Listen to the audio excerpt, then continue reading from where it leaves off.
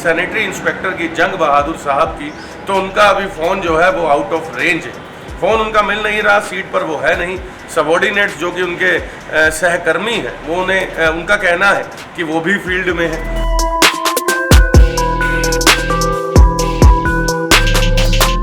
और अभी आज आपने ईओ साहब इस गांव में देखे हैं? ना जी, आए तो है नहीं, मिले तो है नहीं।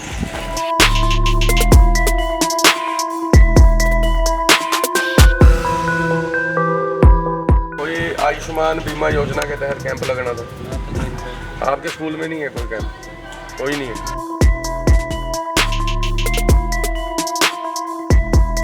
एप्लीकेशन लिख के मतलब ईओ साहब को दी, रिसीव कराई उनको। मैंने एडीएम साहब को भी मतलब उसकी कॉपी की और डीसी साहब को भी की, पर कोई कार्रवाई नहीं।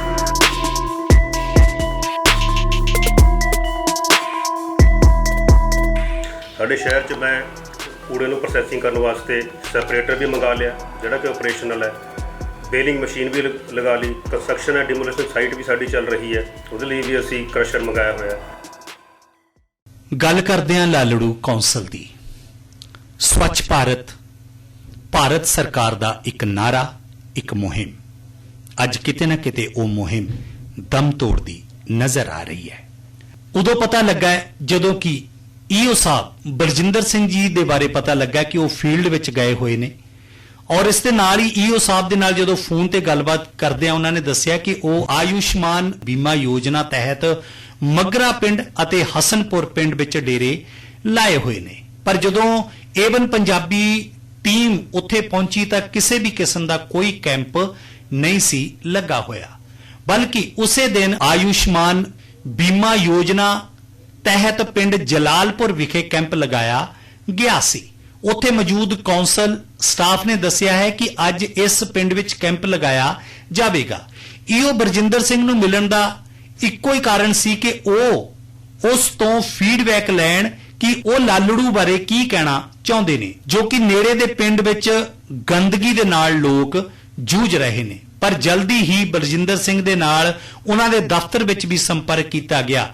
ਉਹਨਾਂ ਨੇ ਆਪਣੀ ਪ੍ਰਤੀਕਿਰਿਆ ਦਿੱਤੀ ਅਤੇ ਗੰਦਗੀ ਨਾਲ ਜੁੜੇ ਬਹਾਨੇ ਜਿਹੜੇ ਹੈ ਉਹ करने शुरू कर दिते। वो तुसी वेख सकते हो। स्वच्छ भारत अभियान जो देश के यशस्वी प्रधानमंत्री श्री नरेंद्र मोदी ने 2014 में गांधी जयंती के दिन स्वयं से झाड़ू उठा करके देश को प्रेरित किया कि हाँ, एवरीथिंग स्टार्ट्स फ्रॉम मी, कि मुझसे शुरू होता है कि हम सफाई व्यवस्था दुरुस्त रखेंगे तभी सफाई जो है इस देश में हो पाएगी। तो लालड़ू इसमें इतना पीछे क्यों है, कारण क्या है?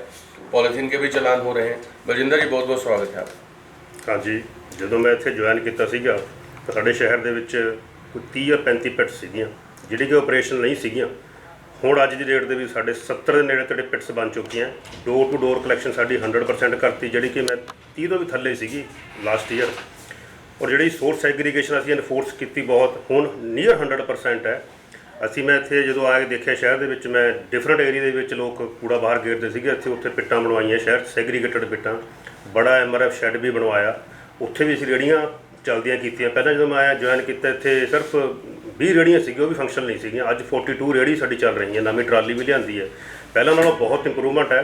ਸਾਨੂੰ ਸਹਿਯੋਗ ਹੈ ਜਨਤਾ ਦਾ, ਕਿਉਂਕਿ ਜਨਤਾ ਦੇ ਸਹਿਯੋਗ ਤੋਂ ਬਿਨਾਂ ਸਫਾਈ ਦੇ ਵਿੱਚ ਅਸੀਂ ਸਫਾਈ ਪ੍ਰੋਪਰ ਸ਼ਹਿਰ ਮੇਨਟੇਨ ਕਰ ਨਹੀਂ ਸਕਦੇ। ਮੈਂ ਹੁਣ ਵੀ ਰਿਕੁਐਸਟ ਕਰਦਾ ਕਿ ਉਹ ਤੁਹਾਡੇ ਰੇਹੜੀਆਂ ਘਰ ਤੱਕ ਜਾਂਦੀਆਂ, ਉਸ 'ਚ ਹੀ ਕੂੜਾ ਪਾਓ, ਸੈਗਰੀਗੇਟ ਕਰਕੇ ਕੂੜਾ ਪਾਓ।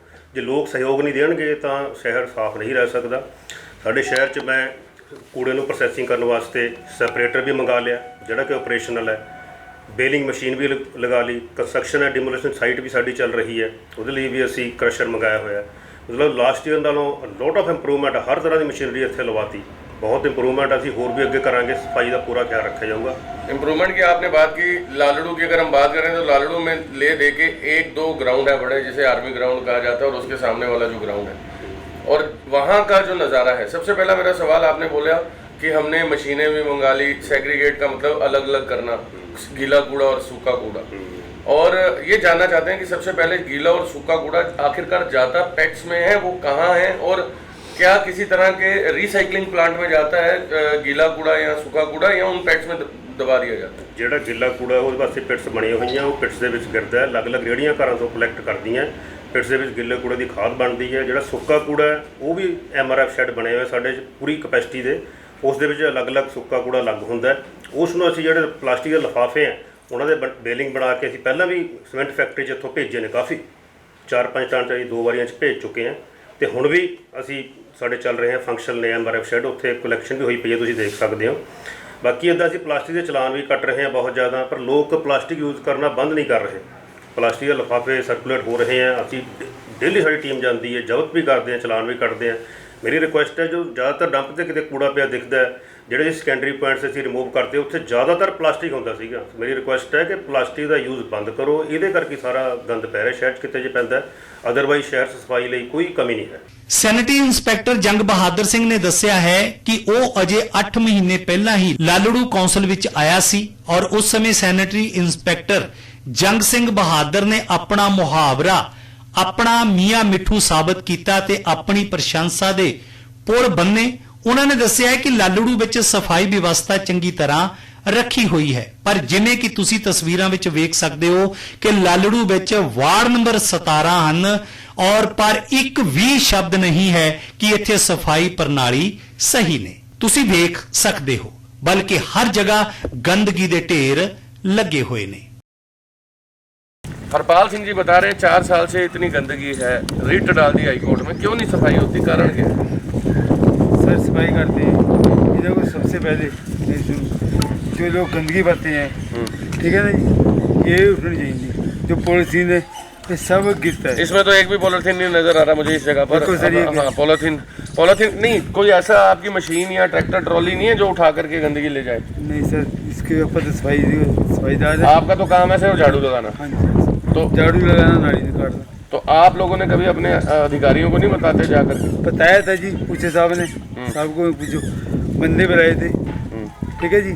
हमने उस दिन रोटी कपड़े साफ कर दिया, एक दिन साफ कर दिया, दूसरे दिन फिर इतनी गंद पड़ गई। ਹੁਣ ਵੇਖਣਾ ਇਹ ਹੋਏਗਾ ਕਿ ਇੱਕ ਪਾਸੇ ਸਵੱਛ ਭਾਰਤ ਮੁਹਿੰਮ ਲਾਲੜੂ ਦੇ ਵਿੱਚ ਮਰਦੀ ਦਿਖਾਈ ਦੇ ਰਹੀ ਹੈ ਔਰ ਦੂਜੇ ਪਾਸੇ ਕੌਂਸਲ ਵਿੱਚ ਕੰਮ ਕਰਦੇ ਸਟਾਫ ਦੀ ਸ਼ਲਾਘਾ ਕਰਦਿਆਂ ਉਹਨਾਂ ਨੂੰ ਖੁਸ਼ ਕੀਤਾ ਜਾ ਰਿਹਾ ਹੈ। ਲਾਲੜੂ ਵਿੱਚ ਚੱਲ ਰਹੀ ਕੈਮੀਕਲ ਫੈਕਟਰੀ ਦੀ ਗੱਲ ਕਰੀਏ ਤਾਂ ਕਿਸ ਤਰ੍ਹਾਂ ਇਹ ਆਪਣੇ ਆਪ ਵਿੱਚ ਜਿਉਂਦੀ ਜਾਗਦੀ ਉਦਾਹਰਨ ਨਜ਼ਰ ਆ ਰਹੀ ਹੈ। ਆਲੇ ਦੁਆਲੇ ਦੀ ਸੈਂਕੜੇ ਏਕੜ ਜ਼ਮੀਨ ਕੈਮੀਕਲ ਕਾਰਨ ਬੰਜਰ ਹੁੰਦੀ ਜਾ ਰਹੀ ਹੈ ਅਤੇ ਨਤੀਜਾ ਪੱਛਮ ਵਿੱਚ ਫਿਰਦਾ ਹੈ। ਫਿਰ ਕੌਂਸਲ ਅਧਿਕਾਰੀ ਨਦੀ ਵਿੱਚ ਪੈ ਰਹੇ ਕੂੜੇ ਦੇ ਡੰਪ ਨੂੰ ਵੀ ਨਜ਼ਰਅੰਦਾਜ਼ ਕਰ ਰਹੇ ਨੇ। ਸੈਨੇਟਰੀ ਇੰਸਪੈਕਟਰ ਅਤੇ ਈਓ ਇੱਕ ਪਾਸੇ ਜਿੱਥੇ ਸਫਾਈ ਸੰਬੰਧੀ ਕੋਈ ਸਹੀ ਜਵਾਬ ਨਹੀਂ ਦੇ ਸਕੇ, ਉੱਥੇ ਸਥਾਨਕ ਲੋਕ ਗੰਦਗੀ ਦੇ ਵੱਡੇ ਵੱਡੇ ਢੇਰਾਂ ਤੋਂ ਬਹੁਤ ਪਰੇਸ਼ਾਨ ਨੇ। ਉੱਥੇ ਦੇ ਮੌਜੂਦ ਲੋਕਾਂ ਨੇ ਇਹ ਵੀ ਦੱਸਿਆ ਹੈ ਕਿ ਇਸ ਸੰਬੰਧੀ ਅਸੀਂ ਕੋਰਟ ਦਾ ਵੀ ਸਹਾਰਾ ਲੈ ਰਹੇ ਹਾਂ, ਪਰ ਅਜੇ ਤੱਕ ਉਧਰੋਂ ਵੀ ਕੋਈ ਜਵਾਬ ਨਹੀਂ ਆਇਆ। ਆਖਰ ਕਦੋਂ छुटकारा होगा इन्हां लोकां दा गंदगी दे ढेरां तो? आज किसी तरह का कोई कैंप लगाया हुआ है यहाँ हसनपुर में? हाँ जी, कोई कैंप नहीं लगे जी। ये गांव का नाम क्या है? हसनपुर है जी। आपकी यहाँ ड्यूटी है? हाँ जी। आप ये वार्ड कौन सा है? यो जी 17 वार्ड। और कितने समय से आप ड्यूटी कर रहे हो? मन 13वां साल लग गया। आपका शुभ नाम क्या है? मेरा नाम जसवीर है। जसवीर जी, आप ठेकेदार के अंडर हैं कि कमेटी के अंडर हैं? बैच जी तो पता नहीं, ठेकेदार के अंदर हूँ। और अभी आज आपने ईओ साहब इस गांव में देखे हैं? ना जी, आए तो है नहीं, मिले तो है नहीं। आज किसी तरह का कोई कमेटी ने कैंप तो नहीं लगाया है? कोई आयुष्मान बीमा योजना के तहत कैंप लगाना था? आपके स्कूल में नहीं है कोई कैंप? कोई नहीं है। क्या कौन सी कक्षा तक ये स्कूल है? 10वीं तक है। 10वीं तक है। तो सारे क्लासें लग रही हैं। तो मैं ये जानना चाहता हूँ ये कैंप कब लगाया गया था जी? कैंप कब लगा था? सर सुना था कल में लगा था। कल किसी के घर लगा था? कोई सरपंच है या किसी के प्राइवेट का? सर ये तो मार्केट कमेटी के, यहाँ पे सरपंच नहीं है, यहाँ पे MC चुना गया, वो वहाँ रहता है।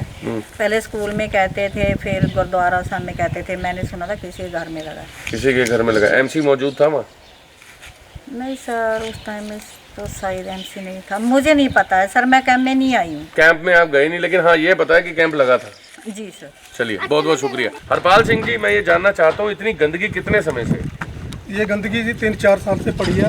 मैंने ईओ साहब के पास पहले पिंड वासियों के साथ मिलके एप्लीकेशन लिख के मतलब ईओ साहब को दी, रिसीव कराई उनको। मैंने SDM साहब को भी मतलब उसकी कॉपी की और DC साहब को भी की, पर कोई कार्रवाई नहीं हुई। कितने समय पहले आपने कंप्लेंट की थी?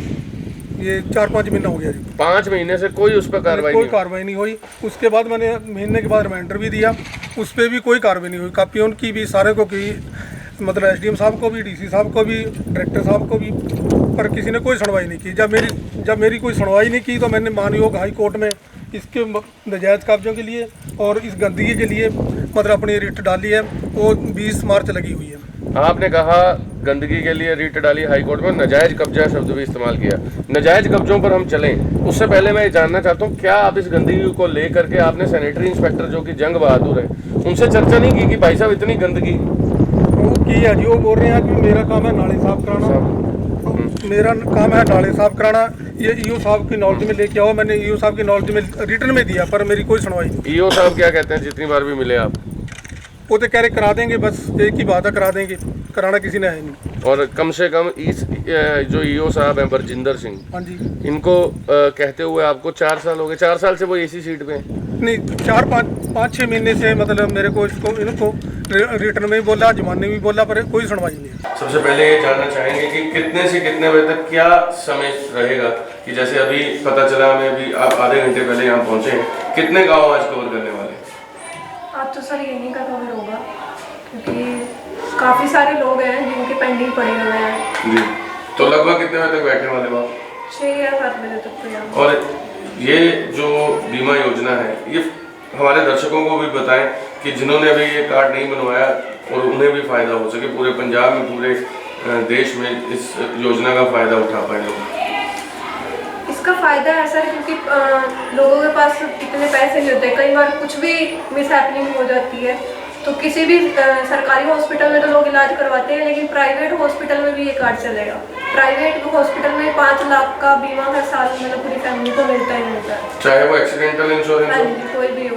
मेडिकली भी कोई बीमारी हो जाती है उसके अंदर वो भी कवर होगा? सर इसके अंदर इलाज फ्री मिलेगा, मतलब 5 लाख तक का जो बीमा है वो इलाज का है हॉस्पिटल में। और इसमें बीमा की राशि कितनी है? 5 लाख तक की पर साल मिलेगा, हर साल मिलेगी मतलब। नहीं, प्रीमियम कितना, कितने पैसे देने पड़ेंगे? मतलब इसका कार्ड के चार्जेस 30 सिर्फ 30 रुपए में इन्हें 5 लाख रुपए का बीमा मिलेगा। ये केंद्र सरकार द्वारा है कि राज्य सरकार द्वारा? ये सेंट्रल गवर्नमेंट की स्कीम है। ये कितने दिनों से आप ये जो आयुष्मान बीमा योजना कितने गांव कवर कर चुके हैं और कब से लालड़ू में शुरू किया गया है? अभी सर हफ्ता हो गया, हफ्ते से तो कैंप चालू ही है और 4-5 गांव हम कवर कर चुके हैं। कौन कौन से मैम गांव कवर हो चुके हैं?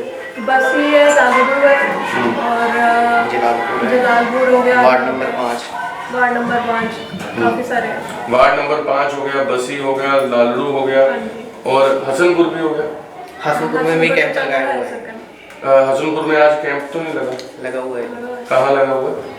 ये गुरुद्वारा में लगा हुआ है। आपको क्या लगता है कि प्रधानमंत्री ने जो ये आयुष्मान बीमा योजना जो ये लोगों के लिए निकाली है, क्या लगता है इससे फायदा पहुंचेगा?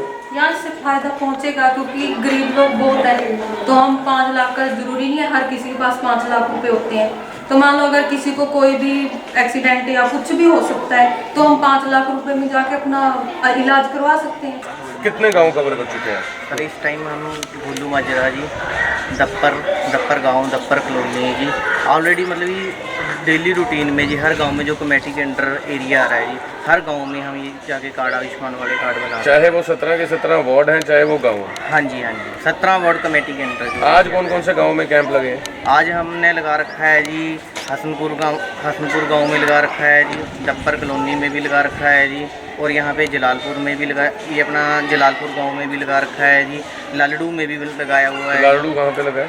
लालड़ू में था जो CSC सेंटर है उसके वहीं पे लगाया हुआ है। कौन सा CSC सेंटर?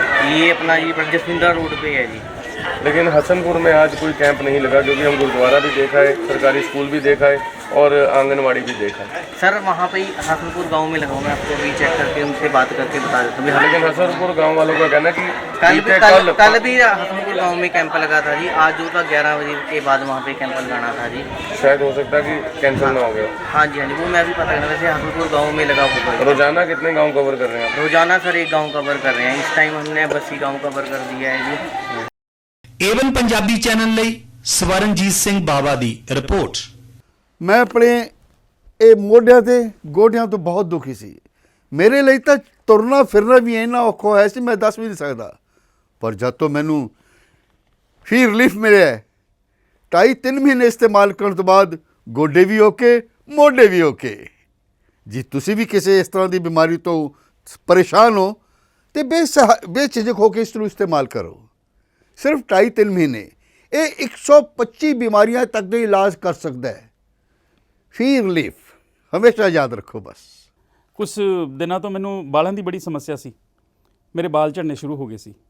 मैनू मेरे दोस्त ने ऑयल फी रिलीफ वाले दसिया, मैं ये तेल 3 महीने लाना अपने सिर ते अप्लाई किया।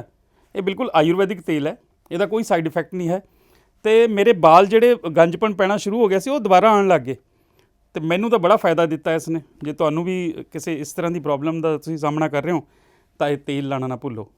ਕਿਤਨਾ ਕਿਤੇ ਅਸੀਂ ਆਪਣੇ ਬਾਲਾਂ ਕਰਕੇ ਸ਼ਰਮ ਫੀਲ ਕਰਦੇ ਹਾਂ ਕਿ ਸੋਸਾਇਟੀ 'ਚ ਬੈਠੇ ਹਾਂ ਕਿ ਕੋਈ ਮਜ਼ਾਕ ਨਾ ਕਰ ਰਿਹਾ ਹੋਏ, ਪਰ ਥੈਂਕਸ ਟੂ ਫ੍ਰੀ ਲੀਫ ਜਿਹਨੇ ਮੇਰਾ ਇਹ ਕੌਨਫੀਡੈਂਸ ਬਿਲਡ ਕੀਤਾ, ਜਿਹਦੇ ਲਗਾਉਣ ਨਾਲ ਮੈਂ ਮਾਰਕੀਟ 'ਚ ਹੁਣ ਬੜਾ ਹੀ ਕੌਨਫੀਡੈਂਟ ਹਾਂ ਔਰ ਇਹਦੇ ਨਾਲ ਮੈਨੂੰ ਬੜਾ ਫਾਇਦਾ ਹੋਇਆ। ਅਤੇ ਮੈਨੂੰ ਸਰਵਾਈਕਲ ਦੀ ਵੀ ਦਿੱਕਤ ਸੀ ਤੇ ਉਹਦੇ ਨਾਲ ਵੀ ਮੈਨੂੰ ਬੜਾ ਰਿਲੀਫ ਮਿਲਿਆ। ਇਹ ਯੂਜ਼ ਕਰੋ ਤੇ ਮੈਂ ਪ੍ਰੈਕਟੀਕਲ ਯੂਜ਼ ਕਰ ਰਿਹਾ।